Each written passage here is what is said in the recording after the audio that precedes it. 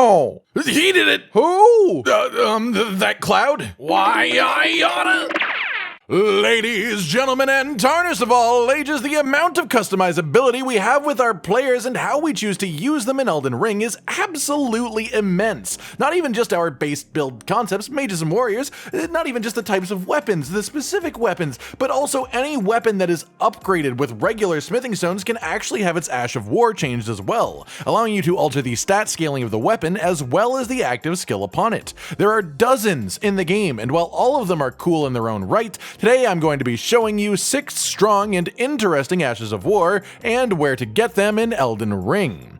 Without further ado, first up is Poisonous Mist. This Ash of War allows you to choose between the standard, poison, blood, and occult affinities for your weapon, and the skill itself that it gives you is one of the more unique ones in the game, as there are only 2 poison-based Ashes of War out there in the first place. After a short wind-up, this skill puts a poisonous cloud on the floor, as well as coating your weapon in poison to allow your attacks to build it up further. It can be applied to all melee armaments excluding whips, fists, and claws, and if you want to acquire it for yourself, all you have to do is head to the Aeonia Swamp Shore Site of Grace in Caelid, and then walk a short distance immediately southeast to see a teleporting scarab. Defeat it and claim this Ash of War for yourself. Secondly, today is the other poison option, Poison Moth Flight. This Ash of War also allows you to choose between the standard poison, blood, and occult affinities, and it has the interesting skill that after a slight windup creates an arc attack directly in front of you, applying poison damage as well as doing almost 3 times as much damage to a target that is already inflicted by poison.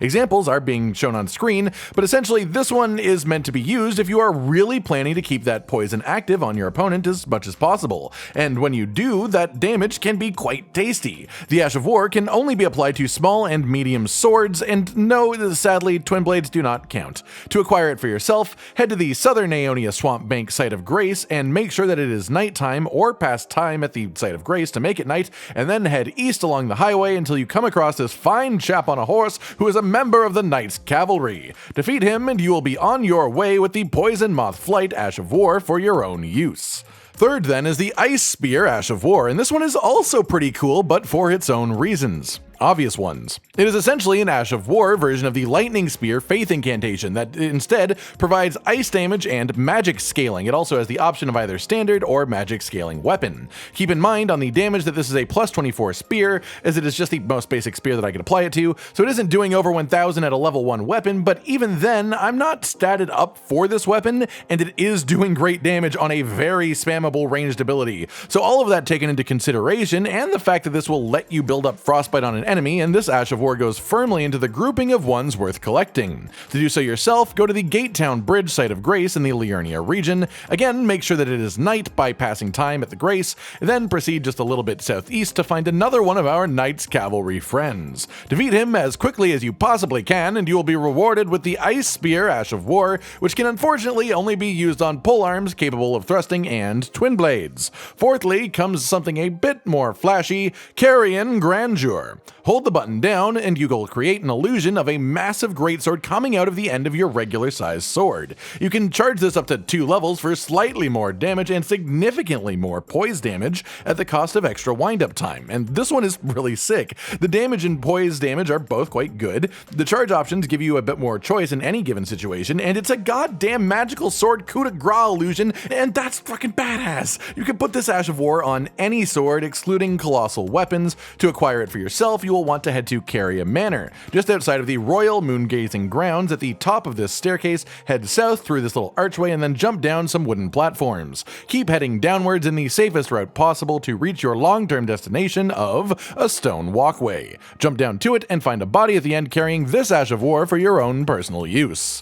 Fifth up is the Phantom Strike Ash of War, and this one in particular has some uniqueness going on to it that I quite appreciate. When you hit the button, a Knights Cavalry Phantom will do a forward strike ahead of you, and then you will follow them up in the exact same animation. Press the button again to do a follow-up downward slice, again Phantom first, and then you follow. What is particularly cool about this is as long as you press L2 in the first place, the Phantom will attack. No matter what happens to you yourself, the Phantom will go. You can immediately be knocked out of the animation, but the Phantom will still finish, and sometimes that can even weapon Poise Break what interrupted you in the first place. It is a move that has decent mobility, good damage, and the ability to ignore being interrupted to a certain extent. And all of that together in a neat little package is totally worth messing around with and having in your kit. Unfortunately, the only weapons that you can actually apply this to are polearms and twin blades, with the exception of great spears. To acquire it for yourself, you'll have to kill one final Knights Cavalry member. This time, head to the very first site of grace on the way to the mountaintop of the Giants, the Forbidden Lands. Make sure that it is nighttime once again, and then travel forwards along the tiny path until you come across his horse. And also him, I guess. Topple him from his hairy throne, execute him, and receive your own copy of Phantom Strike. Finally then, today is the most abstract and niche one on this list by a good deal, but also one that is incredibly powerful at what it does. The White Shadow's Lure. This Ash of War doesn't do a single point of damage. It doesn't grant you mobility, doesn't give you iframes, it doesn't power you up, it doesn't make your defense stronger, technically. It is an anomaly that works. As described, this Ash of War creates an effect that lures humanoid enemies if they are out of combat, but the reality is you can straight up walk to someone, hit them with your sword, then throw out this Ash of War to the side and they'll swap their focus right over to it. It lasts for a couple of seconds. Realistically, it's long enough for you to get off one or two good attacks on them before it disappears. Maybe even a backstab. Or maybe you're just using this to get through an area without being stabbed, just wanting to walk by safely. In any case, this works, and it works well. As long as you have mana, you can redirect the attention of any humanoid enemy away from you like it's nothing, creating a brief window to do whatever you like, really. In my testing, it had no effect on bosses, but as usual in a game this massive, it is always possible that this interacts with a handful of important opponents in the right way, and anything that it does work against, it simply breaks. This Ash of War can be applied to any melee weapon, and if you want to acquire it for yourself, head to the inner consecrated snowfield site of grace, and then northwest across the frozen river, you'll see a bunch of wolves playing, only they aren't actually playing. They're chasing an invisible scarab. Watch the wolves follow the footprints on the ground, and then strike where you get close enough to get for yourself the White Shadow's Lure Ash of War. Neat tip to make this and any other invisible thing in the game easier as well, there is a merchant in the outskirts of Lindell, the capital city, who sells an item called the Sentry Torch. This item will reveal all invisible creatures nearby, including these scarabs. And there we have it. I've been Cotton Dinosaur from Rage Gaming Videos, and this has been 6 strong and interesting Ashes of War that you definitely want to grab for yourself. Do any of these pique your interest? Any of them worth even running on a main weapon? Like if you liked the video, subscribe and hit the notification bell for more, and most importantly, ladies and gentlemen, until next time, stay sweet. Josh, Cotton, and Hollow with the videos, dropping the humor like a hammer on your tippy toes, bringing entertainment on a daily arrangement to take our insanity and turn it into entertainment. Yes, I said entertainment twice, to reiterate that it is nice to look into your faces on a mostly daily basis when you let us in your homes to make the whole world our stage.